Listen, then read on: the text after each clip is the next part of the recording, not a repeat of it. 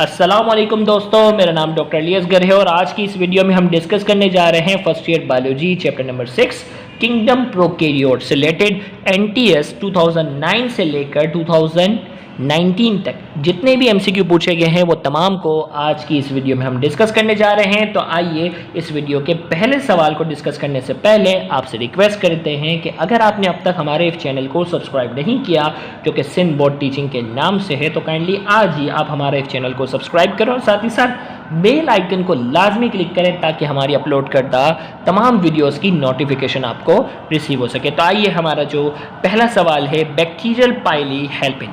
Bacteria के अंदर एक स्ट्रक्चर होता है जिसका नाम है पाइली, उसका काम क्या है? ए में कहा जा रहा है लोकोमोशन, बी में कहा जा रहा है कॉन्जुगेशन, सी में फैगोसाइटोसिस, डी पिनोसाइटोसिस, ई एक्सोसाइटोसिस। तो पाइली का जो काम होता है वो कॉन्जुगेशन होता है, तो इसका करेक्ट आंसर जो है वो क्या है? B is the correct answer. जबकि लोकोमोशन जो होता है वो काम होता है फ्लैजिला का, जबकि पाइली जो होते हैं वो फ्लैजिला के मुकाबले में थोड़े से छोटे होते हैं, होलो होते हैं और वो एक बैक्टीरिया से दूसरे बैक्टीरिया में डीएनए जेनेटिक मटेरियल ट्रांसफर करने का काम करते हैं। तो इसका करेक्ट आंसर हमारे पास जो है वो बी कॉन्जुगेशन है। फिर इसके बाद जो है वो ये 2011 एनटीएस का सवाल था। फिर इसके बाद 2012 में भी इस चैप्टर का सवाल पूछा गया है और देखते हैं कि वो सवाल कौन सा है। The cell wall of most of the bacteria have unique macromolecule called। Cell wall है ना, बैक्टीरिया की जो सेल वॉल है उसके पास एक यूनिक मैक्रोमोलिक्यूल होता है, उसे क्या कहते हैं? ए में कहा जा रहा है सेलुलोज, बी में काइटिन, सी में फाइबर्स, डी में फैट्स और ई में कहा जा रहा है पेप्टाइडोग्लाइकेन। तो सेल वॉल जो बैक्टीरिया की होती है उसमें एक यूनिक मैक्रोमोलिक्यूल होता है, उस यूनिक मैक्रोमोलिक्यूल का नाम है पेप्टाइडोग्लाइकेन। तो इसका करेक्ट आंसर हमारे पास जो है वो E is the correct answer. फिर इसके बाद जो है वो 2013, 14 और 15 तीनों ईयर में जो है इसका कोई सवाल नहीं पूछा गया। 2016 में इसका सवाल आया है। आइए इसका देखते हैं कि 2016 में इससे रिलेटेड क्या सवाल पूछा गया है।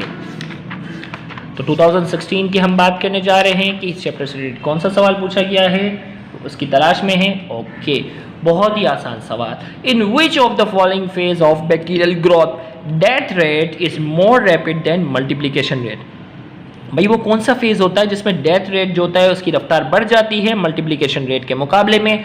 ए में कहा जा रहा है स्टेशनरी फेज, बी में कहा जा रहा है लैग फेज, सी में कहा जा रहा है डिक्लाइन फेज और डी में कहा जा रहा है लॉग फेज। तो इसका करेक्ट आंसर हमारे पास क्या है? सी इज द करेक्ट आंसर और वो है डिक्लाइन फेज। डिक्लाइन फेज में जो है वो मरने की रफ्तार बढ़ जाती है बनिस्बत किसके? पैदा होने की रफ्तार से। स्टेशनरी फेज में दोनों बराबर होते हैं। लैग इनएक्टिव फेज होता है, इसमें वो न्यूट्रिशन हासिल कर रहा होता है। लॉग में पैदा होने की मल्टीप्लिकेशन की रफ्तार ज़्यादा होती है बनिस्बत किसके? डेथ के। स्टेशनरी में दोनों बराबर होते हैं और डिक्लाइन में डेथ रेट जो होता है वो मल्टीप्लिकेशन रेट से क्या हो जाता है? बढ़ जाता है। फिर इसके बाद जो है वो 2016 केएमडीसी वालों के पास पेपर में भी इसका सवाल पूछा गया है। आइए देखते हैं वो सवाल क्या है। इसमें पूछा जा रहा है Nostoc filaments are intermix in gelatinous mass that form ball like structure called. Nostoc की जो फिलामेंट होते हैं ना वो जेल लाइक स्ट्रक्चर के साथ मिक्स होते हैं और एक बॉल लाइक स्ट्रक्चर बनाते हैं, उसे क्या कहते हैं? क्रोमोप्लाज्म, सार्सिना, कॉक्सस और सीनोबियम।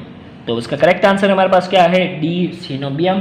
बॉल लाइक स्ट्रक्चर बनाते हैं जेल लाइक सब्सटेंस के साथ मिलकर और उस स्ट्रक्चर को कहते हैं सीनोबियम। फिर इसके बाद जो है वो 2017 में इसका कोई सवाल नहीं पूछा गया। 2018 में इस चैप्टर से रिलेटेड सवाल पूछा गया है। आइए देखते हैं वो सवाल क्या है। इसमें पूछा जा रहा है in which of the following growth phase the number of bacteria increases the most rapidly. किसमें बैक्टीरिया जो है वो बहुत तेज़ी से पैदा होते हैं? तभी मैंने आपको बताया था वो फेज़ होता है लॉग फेज। लॉग फेज में जो है वो बहुत तेज़ी से जो है वो बैक्टीरिया क्या होते हैं? प्रोड्यूस होते हैं। तो इसका करेक्ट आंसर हमारे पास जो है वो बी है। फिर इसके बाद 2018 में ही एक और सवाल जो है वो इसका पूछा गया है। आइए देखते हैं वो क्या सवाल है। इसमें पूछा जा रहा है which of the following bacteria are able to release oxygen into the environment. वो कौन से बैक्टीरिया है जो एनवायरनमेंट में ऑक्सीजन रिलीज करने के सलाहियत रखते हैं? Saprophytic bacteria, parasitic bacteria, cyanobacteria और पैथोजेनिक बैक्टीरिया। तो इसका करेक्ट आंसर हमारे पास जो है वो क्या है? सी साइनोबैक्टीरिया जो है वो ऑक्सीजन रिलीज करते हैं। 2018 के बाद 2019 में जो है इसका एक ही सवाल पूछा गया है और वो देखते हैं वो एक सवाल क्या है। 2019 है ना भाई, सबसे रिसेंट ईयर है, उसमें देखते हैं कि कौन सा सवाल पूछा गया। चले भाई, A dash is an organism that makes ATP by aerobic respiration if oxygen is present, but is capable of switching to fermentation if oxygen is absent. वो कौन सा ऑर्गेनिज्म है जो एटीपी बनाता है जब ऑक्सीजन की मौजूदगी होती है, और जब ऑक्सीजन की गैर मौजूदगी होती है, ऑक्सीजन नहीं होता, तो वो फर्मेंटेशन यानी एरोबिक से एनएरोबिक रेस्पिरेशन भी कर सकता है। यानी एरोबिक रेस्पिरेशन भी कर सकता है और वो एनएरोबिक रेस्पिरेशन भी कर सकता है। उस ऑर्गेनिज्म का हमें नाम बताना है, तो उसका करेक्ट आंसर है फैकल्टेटिव। फैकल्टेटिव वो होते हैं जो ऑक्सीजन की मौजूदगी में भी सर्वाइव करते हैं और गैर मौजूदगी में भी सर्वाइव करते हैं। तो यहाँ जाकर हमारा जो है वो चैप्टर नंबर 6 रिलेटेड NTS 2009 से लेकर 2019 तक जितने भी MCQ थे वो सारे के सारे इस वीडियो में आज हमने डिस्कस कर लिए। उम्मीद है कि आज की इस वीडियो से आपको बहुत ज़्यादा फायदा हुआ होगा। Thank you very much. Allah.